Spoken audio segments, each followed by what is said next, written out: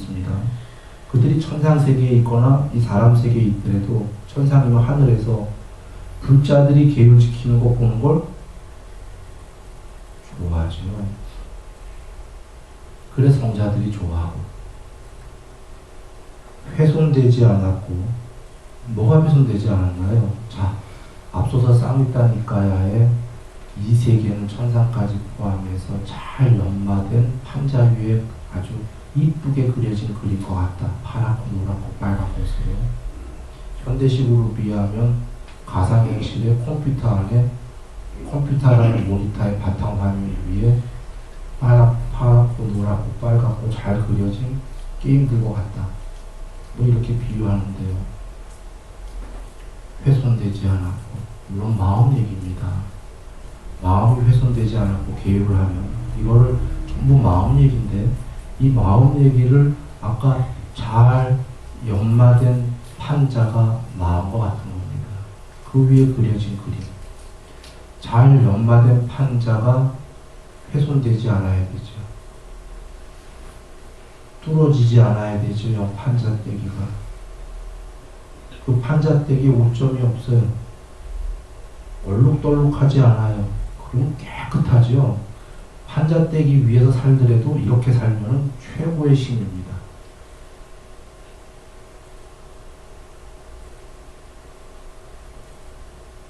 그런데 벗어나게 하고 마음으로 사는 동안은 앞에 얼룩덜룩 안 하게끔 사는 게 최고고, 얼룩덜룩은 잠시 얘기 드립니다. 경전에 다른 명이 계십니다. 또 떴네 왼쪽에. 그거 이제 듣는 분들 죄송합니다. 시간 다 돼가서 혹시 이러다 꺼지면 이제는 안 킵니다. 네, 뭐가 떴어. 나 사실 이쪽 보고 해도 이게 뜨면 보여요. 눈으로 보이는 게 아니라. 자, 얼룩덜룩은 아귀, 사람, 신 얘기하셨죠. 아귀는 막 울퉁불퉁한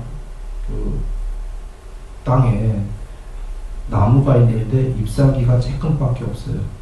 그래서 햇볕이 비추이는데 그림자가, 바닥의 그림자가 땅도 울퉁불퉁해. 잎사귀 몇 개 없어. 듬성듬성이야. 그게 비추인 그림자와 같다. 참 별 볼 일 없죠. 다 얘기하는데, 사람은 그 울퉁불퉁한 땅에 어느 정도 이런 땅에 잎사귀가 좀 많은 나무, 평평한 땅인가? 그때 얼룩덜룩이라는 뜻입니다. 사람도. 그게 그림자와 같다. 이렇게 나옵니다. 그러면 잎사귀가 조금밖에 없으면 아주 볼품없죠. 아까 귀신들은 울퉁불퉁한데, 어느 정도 평평한데 이렇게 잎사귀들이 좀 많은 사람은 볼만은 하죠. 그림자니까. 그래도 여전히 얼룩덜룩하다. 그런데 신들은 안 나왔지만 신들은 우리가 추론할 수 있어요. 그림자를 보는 게 아니라 잎사귀를 바로 눈으로 본다. 연두색, 초록색 그 이쁜 잎사귀를. 그림자 보면 그림자는 흑색밖에 없잖아요. 검은색밖에.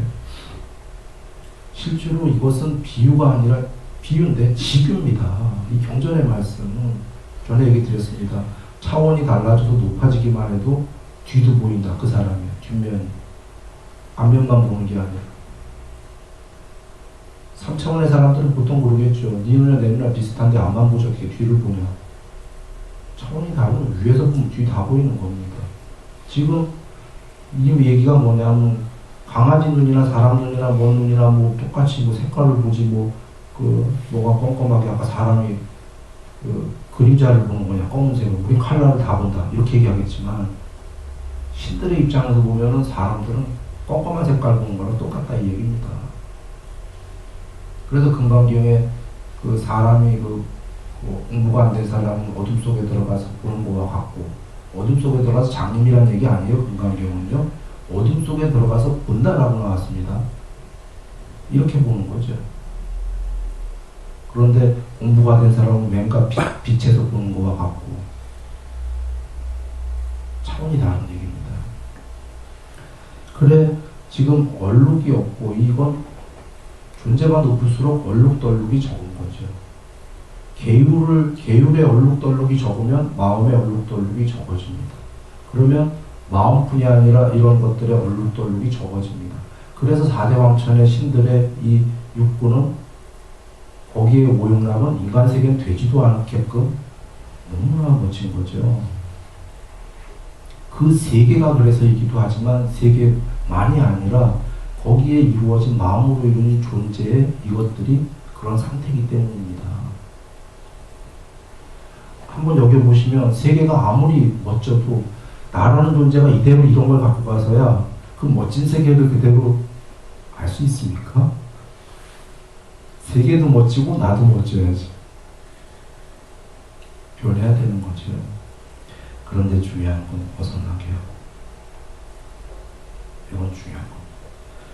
일반 종교라면 벗어나게 하고는 안 나옵니다.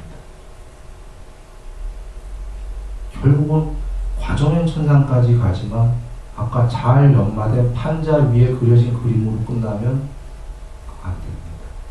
잘 연마된 판자, 판때기를 벗어납니다. 세상을 벗어납니다.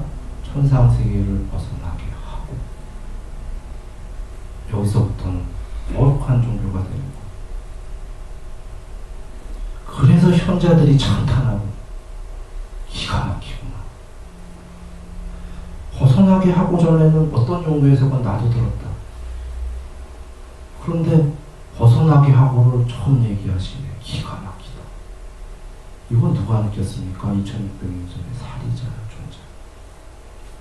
사리자 존자께서 부처님의 제자인 오피쿠, 초전법륜의 오피쿠 중에 한 명인 아사지 스님에게로부터 모든 형성된 것들은 반드시 소멸한다 한마디 길거리에서 딱 듣고 그 전까지 부처님 제자가 아니라 사리자님은 산자야 벨라의 육사외도의 삿된 사이비 중에 교주 중에 한 명의 제자였는데 모든 형성된 것들은 반드시 소멸한다 한마디를 부처님 제자에게 듣고서 그 자리에서 알아듣고는 귀의합니다. 그 자리에서 수다원을 이룹니다. 경에 계시죠? 밑도 끝도 없이 수다원이 됩니다. 사실은 그분은 그 아사지 스님을 뵙기 전에 공부가 무지된 분이었어요. 차리자님은 스스로가 삼매도 무지됐고 삿된 스승을 만나기도 했지만 문제는 그 스승으로부터 일반 종교만 들었지 벗어나게 하고는 들은 적이 없거든요. 천상까지만 들었겠지. 그런데 모든 형성된 것들은 반드시 소멸한다 딱 들으니까 이 기가 막힌 천재는 사리자님은 워낙 삼매가 많이 됐었기 때문에 한마디에 알아듣고 그 자리에서 수다원이 됐고 나중에 부처님 찾아뵙고 귀의하지요. 바로 이게 뭐냐, 벗어나게 하고의 사리자님은 무릎을 친 겁니다. 기가 막히구나. 현자들은 이 대목에서 그냥 되는 겁니다. 그래서 현자들이 찬탄하고 이제 들러붙지 않고 그 후에 애프터 댄 어디에 세계를 초월하라 벗어나게 하라를 배웠기 때문에 찬탄한 후에 그 판잣대기에 다시 들러붙지 않으려고 노력하고 이 세계에 삼매에 도움이 되는, 그래서 삼매를 닦는 이 계율이 삼매에 도움이 되는데 삼매가 뭐냐? 바로 이 세계에 들러붙지 않고 나날이 초월하는 게 삼매다 얘기입니다. 머리론 되는 게 아니다. 삼매의 증득이 있어야 이제 기가 막히구나 벗어나야 되겠다. 뭐를 통해서? 삼매 라는 말씀을 드립니다. 그러한 계율이 있습니다. 그렇게 벗어나려는 삼매를 닦으려면 그 전제 조건으로 계율이 어느 정도 돼야만 삼매가 된다. 얼룩덜룩이 좀 작아야 삼매가 된다. 얼룩덜룩이 심하면 다른 말로 하죠. 집착이 세면은 집착하는 게 너무 재밌어서 장난감이 삼매하려도 안 합니다. 집착하는 것들이 조금 작아져야 집착하던 걸 아직 집착을 하더라도 조금씩 놔야 삼매가 된다. 집착이란 사실은 뭐냐? 판잣대기 위해서 아까 집착하는 거거든요. 삼매는 판잣대기를 자꾸 초월하기 시작하는 거거든요. 판잣대기 위에 잘 연마된 그림 위에 집착을 하는데 초월하려고 한다면 이건 모순이죠. 초월하려고 하기 전에 판잣대기 위에 집착하는 것들을 조금 녹아야 되는 거죠.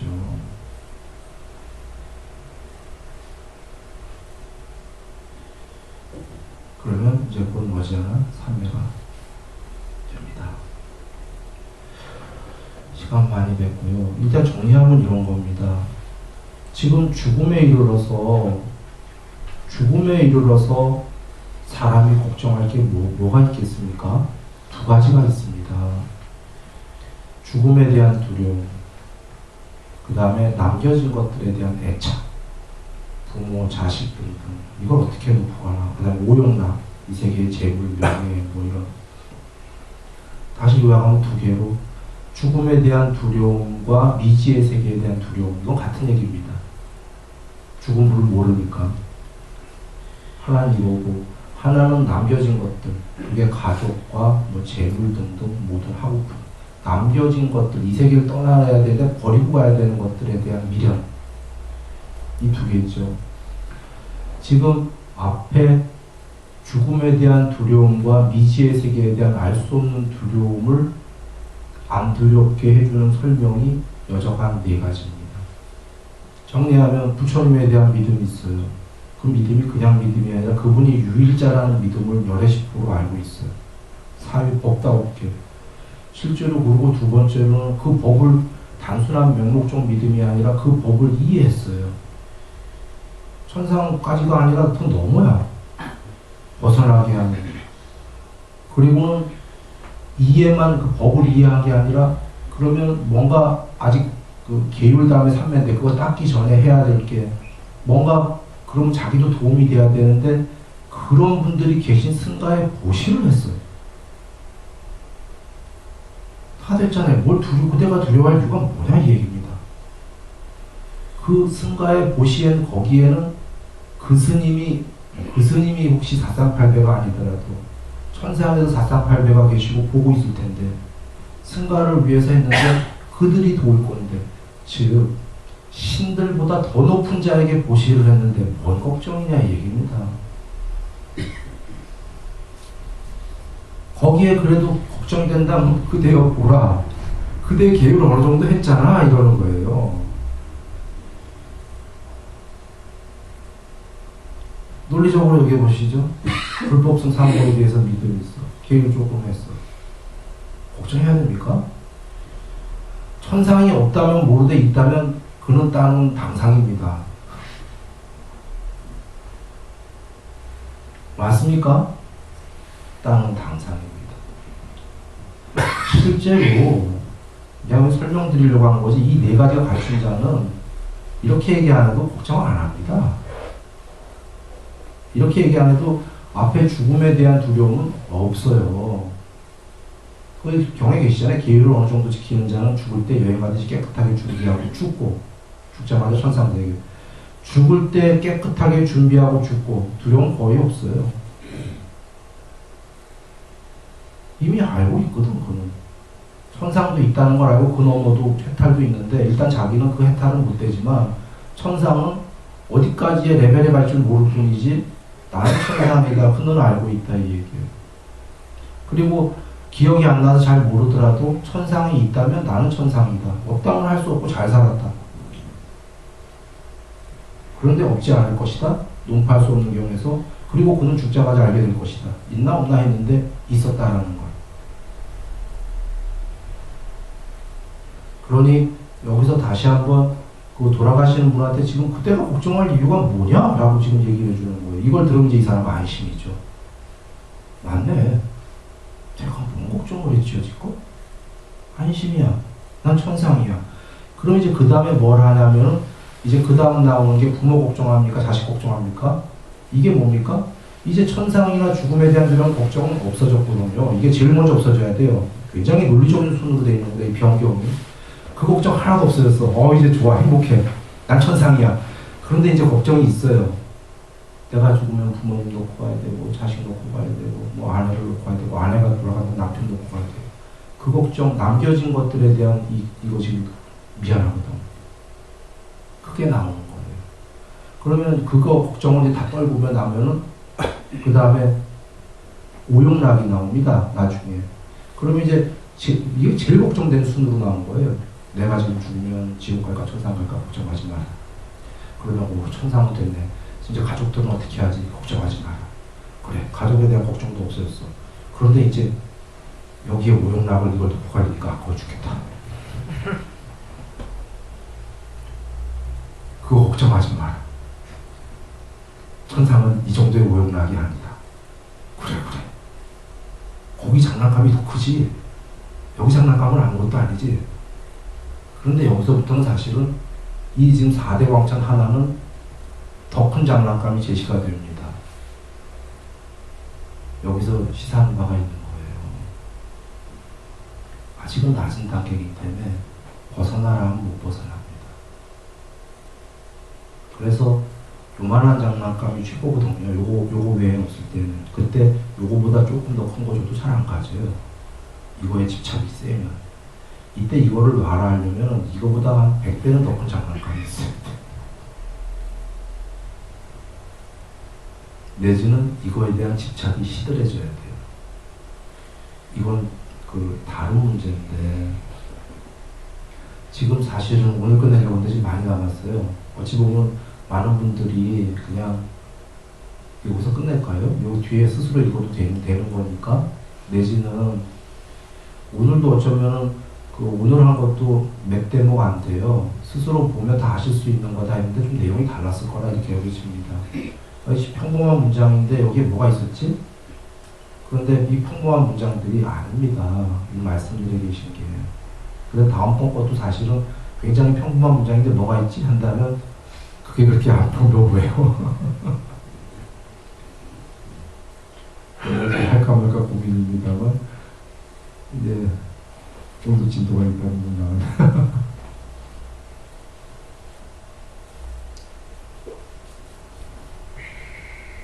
다행히 안 날아갔네. 좀 떴는데.